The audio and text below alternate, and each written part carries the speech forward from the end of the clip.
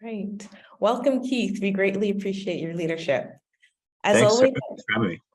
thank you. As always at SETC, we begin things by acknowledging the original stewards of the various lands that we're on. We also acknowledge our ancestors. We acknowledge all those who toiled without compassion or compensation, and we acknowledge all the elders and community stalwarts whose shoulders we stand on as we build, share, and learn together for our collective liberation and sovereignty. So welcome again.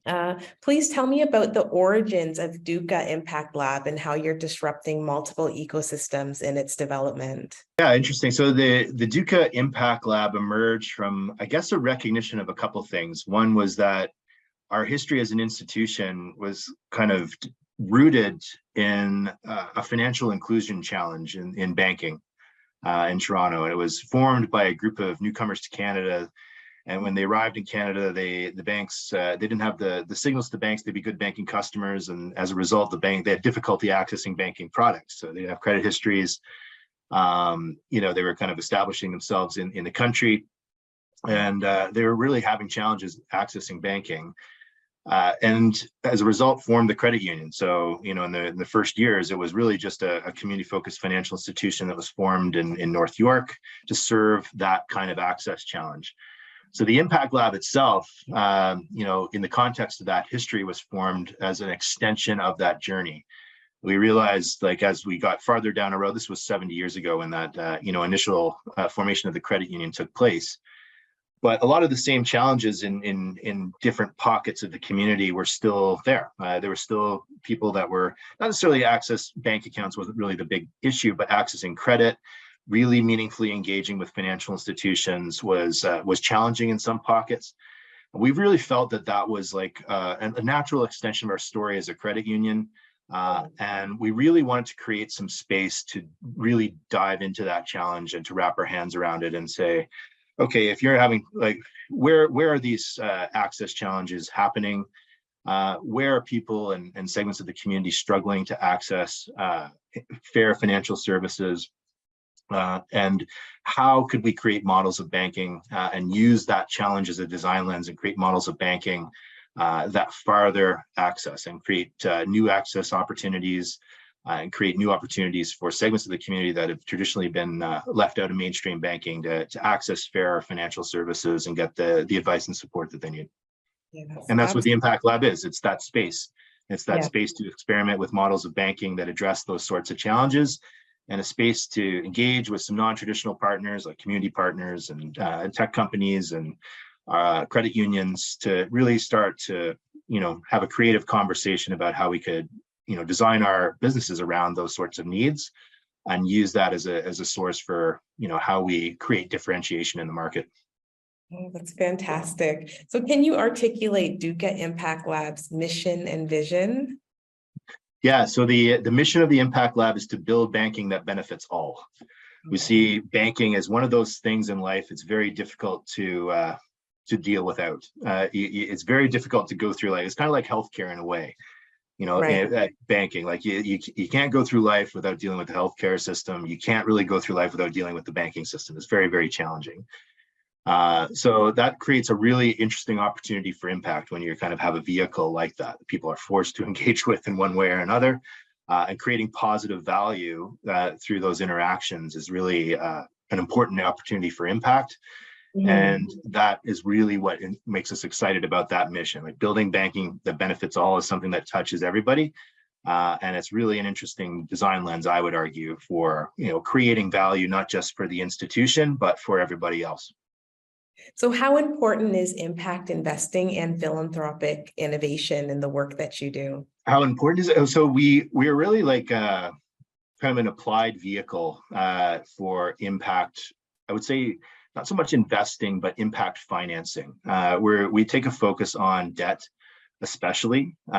So it's kind of a core pillar. It's one of the biggest tools we have in our toolkit is making capital accessible to parts of the community that don't have access to it now, and showing people what the risk is of doing that type of lending so that we can do more of it in future. You can have a different conversation with our stakeholders about making capital available to traditionally excluded groups or underfunded groups and show them, beyond just the idea and the recognition that this should happen. We can show them what the actual track record is and what the risk is of doing this sort of lending, and you can have a different type of opportunity to have a conversation about scale when you have that sort of context to work with. Right. So what inspires you most about your current model at DUCA Impact Labs? I think right now, the thing I'm most excited about is some of the well-being measurement work we're seeing. We have one of the pilots we're running is called the escalator loan, and it's tied to the whole idea is that we're looking at people that are in trouble with predatory debt. So it's not a payday loans alternative necessarily. It's meant to function more as like a cash flow based consolidation loan for people that are in trouble with predatory lenders. So that could be payday loans, but it could also be, certain types of personal loans and, certain types of online lenders, and really just high cost credit that targets, borrowers that don't have a lot of options. So what we're seeing in that pilot is, there's a very viable lending portfolio emerging there that we're excited about scaling. And it's solving a lot of financial challenges. Like we can see, the impact it's having on people's financial health. But through that pilot, we've also become aware and started to create a way of valuing the non-financial value that the product is creating. So how is it changing people's food security, housing security? How is it impacting their mental health? How is it impacting the experience that those borrowers are able to provide for their children in terms of, educational opportunities, extracurriculars, those sorts of things? How is it impacting their ability to access, non-government funded healthcare, so like dentistry and prescription drugs and those sorts of things? Like, we're seeing a real change occur on that side of the ledger, which has been really kind of inspiring and interesting, and kind of just re-energized the whole endeavor to realize, like, when you're talking about money, yes, you're talking about money and dollars and cents, but you're also talking about the types of things that people are able to do with their lives and the types of opportunities they have access to. And even though we're relatively small value loans, we're seeing some pretty material changes to the experience that these borrowers are able to have in the community, and the value, from a non-financial standpoint of those opportunities is quite significant. And it's just a reminder about why what we're doing is important. Right. So yeah, the Black community experiences predatory lending at a disproportionate rate than many other communities in Canada. So what are your thoughts on equitable banking practices in the future of financial institutions in Canada? Yeah, it's interesting. We see it crop up in our work all over the place. And be honest, in that pilot I just described, right, it was unintentional. We didn't design it this way, but the primary demographic are persons of color and female persons of color. And I think that says a lot about where those individuals believe they can go for help, and where they're getting help. So they're coming to us as a contact point, and we're able to help them. But it's an overwhelmingly big proportion of the borrower base in that pilot. And we see it in research that we've done on fair banking perspectives in Canada. It's a sizable chunk of the market. Like there's a meaningful segment there that is being at best or underserved. So and a lot of it has to do with trust and transparency.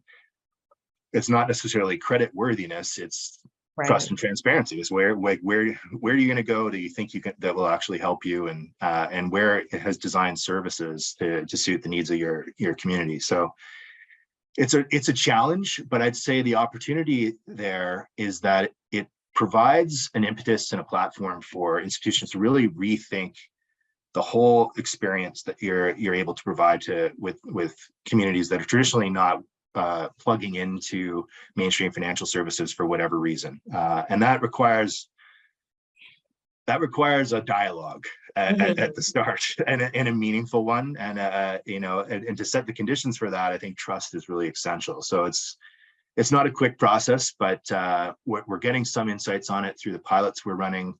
I think it's something that we want to continue to cultivate and probably try to pursue more consciously. I think we kind of stumbled into an opportunity to create value for underserved communities to some degree, like with that product. Like we knew it would create value, but I don't think we saw it as something that was targeted at the Black community, for example. But that's kind of who took it up. So it's really interesting. I think it's a design lens that we're really interested in kind of building out and cultivating as we move forward, because there's such a need there, and we're proving that we can provide a valuable solution, Yes. At least in part, to that community, and that creates value for everybody. So there's something to build on there. So what challenges and barriers do you face in your work at DUCA Impact Labs, and how are you and your team working to overcome those?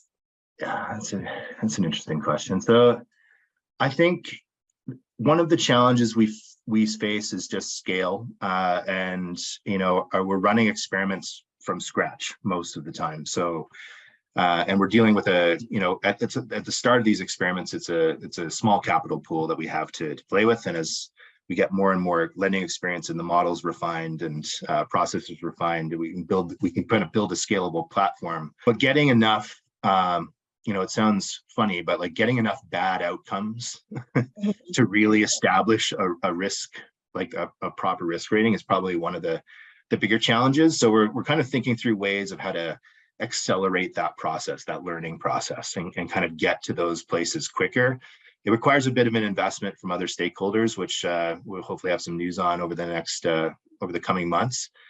But the challenge is kind of building out that pool so we have a bigger scale to work with and get to those learnings a lot quicker. Absolutely. So what is your ultimate goal at DUCA Impact Lab, and what does success look like for you and your colleagues? Even out of this, the one program that you recently launched, what does success look like for you? I think the more that we can develop serious banking interventions that meet these sort of equity challenges, and the more we see them enter into practice in the institutions that are involved in the Impact Lab, and in credit union banking in particular, I think that's kind of a long-term metric for success. We're trying to open up some new product categories and some new ways of lending, and include a broader range of the credit market in Canada, and find ways to include people that really aren't served in a meaningful way now through mainstream banking. So in the long run, it's about changing the shape of that retail credit portfolio, and including some folks that aren't there now. In the short run, it's learning as much as possible and accelerating the pace at which we can learn in our pilots. Yes, moving fast, breaking things. Yeah. So do you have any closing thoughts or calls to action? I would say we're really interested in partnerships, particularly around our escalator loan pilot. We see that as something we're really focusing on. We're seeing it create a lot of value for our borrowers from a non-financial standpoint and a financial standpoint. And we're seeing it also as a viable credit portfolio. So the potential for something meaningful is there. We're looking for partners that will either, help us find individuals that can benefit from this sort of a model, like a lending model. So people that are in need of this sort of solution, but also people that want to learn from running this sort of program, and learning about, how this type of credit portfolio works, yes. And really having a serious look at how this could be scaled and done at a much larger level. So those are two opportunities to get involved, but the whole spirit of the Impact Lab would be to collaborate with our, like-minded organizations and partners and friends, and really try to collectively solve these sorts of problems so that we can do so at a larger scale. Absolutely. Well, that brings us to the end of the interview. I really appreciate your time and your remarkable leadership, Keith. Thank you. We'll close the same way we began this interview, by acknowledging the original stewards of the various lands that we're on. And we also acknowledge our ancestors. We acknowledge all those who toiled without compassion or compensation. And we acknowledge all the elders and community stalwarts whose shoulders we stand on as we build, share, and learn together for our collective liberation and sovereignty. Thank you so much. You're welcome. Thank you, Sarah.